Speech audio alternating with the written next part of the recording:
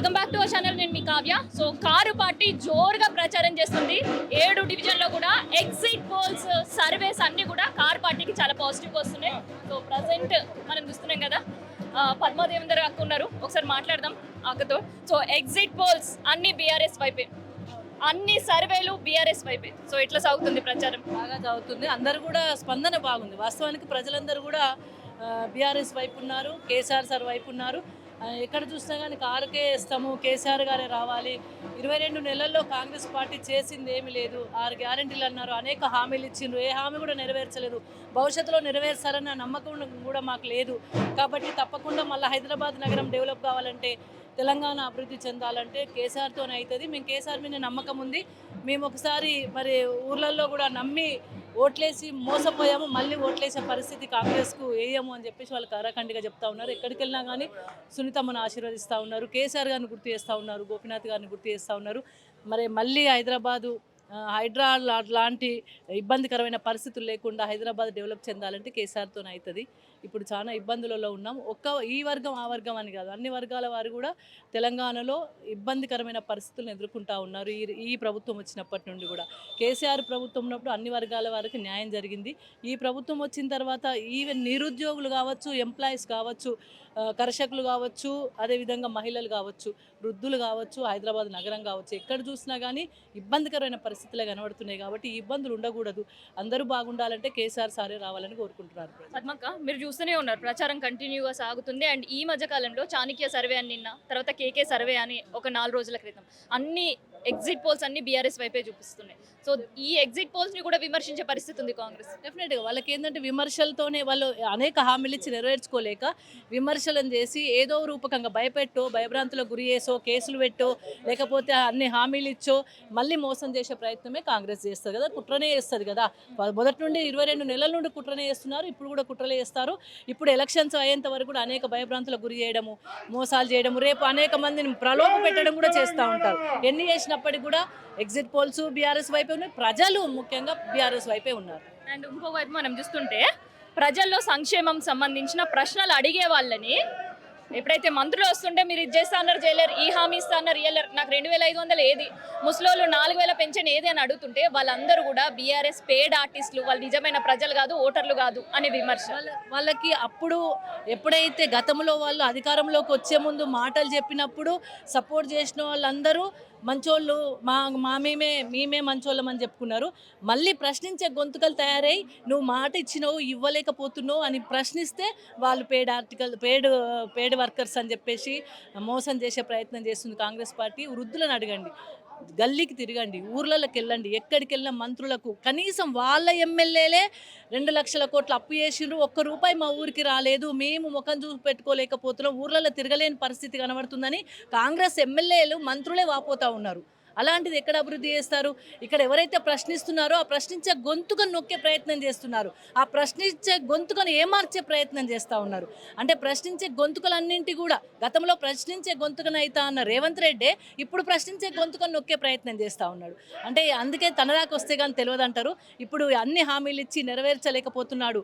ప్రభుత్వాన్ని ఏ విధంగా ఏలాలి, ఈ రాష్ట్రాన్ని ఏ విధంగా ఏలాలనే ప్రభుత్వం దగ్గర సమాధానం లేదు. ఆర్థిక విధానం మీద నమ్మకం లేదు, ఆర్థిక విధానం మీద అవగాహన లేని వ్యక్తి ముఖ్యమంత్రి అయితే ఈ విధంగానే ఉంటుంది. ఎందుకంటే అభివృద్ధి అంటే తెలియదు, అవగాహన లేదు, ఏ వర్గానికి ఏ విధంగా ప్రయారిటీయో తెలియదు, ఈ రాష్ట్రానికి ఏది ప్రయారిటీ తెలియని పరిస్థితిలో ఉన్నారు. మంత్రులకు ముఖ్యమంత్రికి శృతి లేదు. అలాంటప్పుడు రాష్ట్రం ముందుకు వెళ్ళడం అనేది మరి కళ. అందుకే ప్రజలందరూ కూడా కాంగ్రెస్ పార్టీ నమ్మే పరిస్థితుల్లో లేరు. ప్రజలందరికీ కూడా తెలుసు కాంగ్రెస్ రేపు ఇంకా మిగతా 3 ఏళ్లలో కూడా ఏం చెయ్యదని. ఆ నమ్మకం కొద్దిగా కేసీఆర్ రావాలని కోరుకుంటా ఉన్నారు. ఇది బై ఎలక్షన్స్ అండ్ దాంతోపాటు ఇక్కడ మైనారిటీలు కూడా చాలా మంది ఉన్నారు.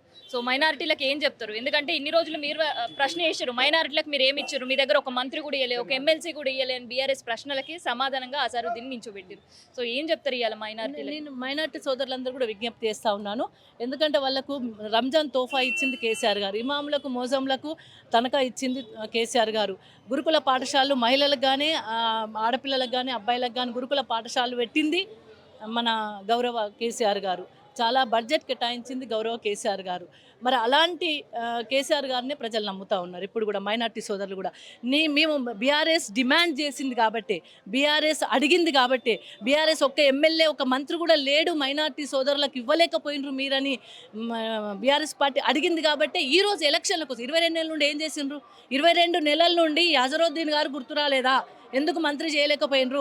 మైనార్టీ సోదరులు ఎంతోమంది పార్టీలు ఉన్నారు కదా, వాళ్ళందరినీ మంత్రి ఎందుకు చేయలేకపోయినారు? ఎలక్షన్ల ముందు ఆ టికెట్ ఇస్తే టికెట్ ఎందుకు ఇవ్వలేకపోయినారు? ఇక టికెట్ ఆయనకే ఇవ్వాల్సింది కదా, ఇచ్చి మంత్రిని చేస్తాను అనౌన్స్ చేసుకోవచ్చు కదా. కేవలం ఎలక్షన్ల స్టంట్ కోసమే చేసిండ్రు కాబట్టే ప్రజలందరూ మైనార్టీలందరూ కూడా అది ఎలక్షన్ స్టంట్గానే భావిస్తూ ఉన్నారు. కేసీఆర్కే గంటాపదంగా ఓటేస్తామని చెప్పి తెలియజేస్తూ ఉన్నారు. ఇప్పుడు 6 నెలల్లో ఏదో ఒక శాసనసభ నుంచి ఎన్నిక కావాలి అసరుద్దీన్. ఖాళీలు ఉన్నాయి అసలుకి ఇప్పుడు? అలాంటి ఛాన్స్ అయితే ఇప్పటి వరకు అయితే లేదు. ఆయనకి ఇప్పటివరకు ఓటు పోలియో కూడా కేటాయించలేదు, కనీసం ఛాంబర్ కూడా కేటాయించలేని పరిస్థితిలో ఉంది. అంటే కేవలం ఎలక్షన్ స్టంట్ మాత్రమే రేవంత్ రెడ్డి గారు చేస్తూ ఉన్నారు. ఎలక్షన్ల కోసమే మంత్రి పదవి వచ్చింది తప్ప పాపం అజరుద్దీన్ మీద ప్రేమ ఉండో, మైనార్టీల మీద అభిమానం ఉండో చేయలేదు. మైనార్టీల మీద అభిమానం ఉంటే 22 నెలల నుండే చేసేటోళ్ళు ఎప్పుడో ఒకసారి. కానీ ఎలక్షన్ల కోసమే జూబ్లీహిల్స్ ఎన్నికలో ఏ విధంగానైనా గెలవాలి, సామ భేద దాన దండోపాయాలు కూడా ఉపయోగించి గెలవాలనే ఉద్దేశం కొద్దే రేవంత్ రెడ్డి మైనార్టీల మీద కపట ప్రేమ కురిపిస్తూ ఉన్నారు. మైనార్టీ సోదరులందరికీ విజ్ఞప్తి, దయచేసి అర్థం చేసుకోండి. ఎక్కడ అభిమానం ఉందో అక్కడ కేసీఆర్ గారు అభిమానంతో మిమ్మల్ని ఆదుకున్నాడు, కళ్ళలో పెట్టి చూసుకున్నాడు. ఇది కేవలం ఎలక్షన్ స్టంట్ మాత్రమే గమనించాలని మా మైనార్టీ సోదరులందరికీ విజ్ఞప్తి చేస్తా ఉన్నారు. వాళ్ళు మంత్రులందరికీ సమస్యలు ఉన్నాయి, ఊర్లకు పోయే పరిస్థితి లేదు. ఎలక్షన్లకు ఇక్కడ జూబ్లీహిల్స్ వస్తే కూడా ఇక్కడ కూడా చాలా మంది ప్రశ్నిస్తూ ఉన్నారు, ప్రశ్నించే గొంతుగా నొక్కించే ప్రయత్నం చేస్తూ ఉన్నారు.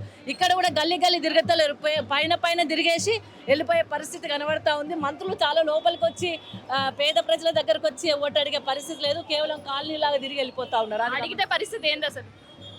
అడిగితే మంత్రులు బస్తీలకు వచ్చి వృద్ధుల దగ్గరకు వచ్చి ఓట్లు అడిగితే వాళ్ళ దగ్గర సమాధానం లేదు. ఎందుకంటే వాళ్ళకి చెప్తున్నాను కదా, ఊర్లలో కానీ ఎమ్మెల్యేలకు కానీ ఒక పైసా ఇచ్చి అభివృద్ధి చేసే ప్రయత్నం చేయట్లేదు. వాళ్ళు కేవలం వాళ్ళ నియోజకవర్గాల్లో తూతూ మంత్రంగా మంత్రులు చేసుకుంటున్నారు తప్ప ఎమ్మెల్యేలకు మిగతా రాష్ట్రాలను అభివృద్ధి చేసే ప్రయత్నం చేయట్లేదు. అభివృద్ధి అనే పదం మీద కానీ, తెలంగాణ రాష్ట్ర ప్రజల మీద కానీ, తెలంగాణ రాష్ట్ర పరిపాలన మీద అవగాహన లేదు మంత్రులకి. దానికంటే ఎక్కువ చెప్పలేదు. సో ఇట్లా అనమాట, కార్ పార్టీ జోరుగా ప్రచారం కంటిన్యూ చేస్తుంది ప్రతి డివిజన్లో కూడా. ఎందుకంటే ఎన్నికల సమయం దగ్గర పడుతున్న కొద్దీ ఓటర్లని తమ వైపు తిప్పుకునేయడానికి ప్రతి పార్టీ ప్రచారాలతోటి హోరెత్తిస్తుంది. సో గతంలో కొంత మాత్రమే, అంటే ఉదయం నుంచి సాయంత్రం వరకు ఉంటే ఒక 2-3 గంటలు లేదంటే 4-5 గంటల ప్రచారం ఉండేది. కానీ ఇప్పుడు ఉదయం స్టార్ట్ అయ్యే ప్రచారం రాత్రి 11 గంటల వరకు కూడా కంటిన్యూ అవుతున్నాయి బస్తీలు, కాలనీలు, డివిజన్లలో.